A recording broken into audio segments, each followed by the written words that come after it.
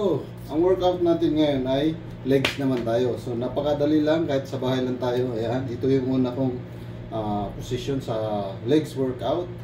Ayan, 1, 2, 3, 4, 5, 6, 7, 8, 9, and 10. And then close legs.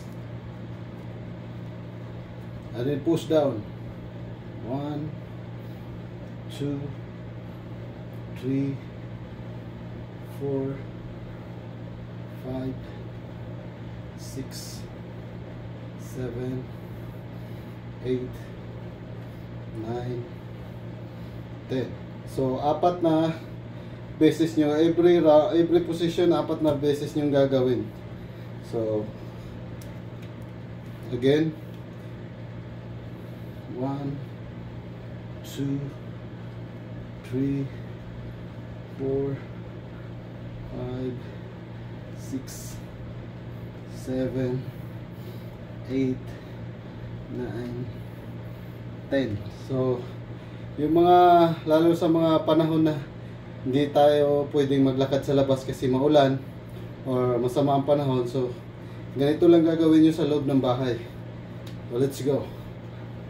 1, 2, 3, 4, 5, 6, 7, 8, 9, 10. 1, 2.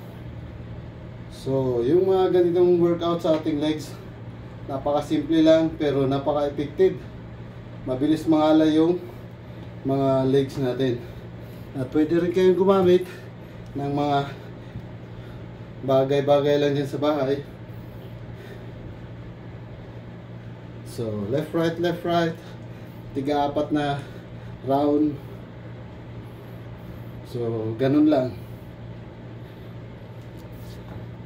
So, di na natin pahabain yung video. At least nagawa natin ng paraan yung pag-workout na nasa loob lang ng bahay. So, bye-bye!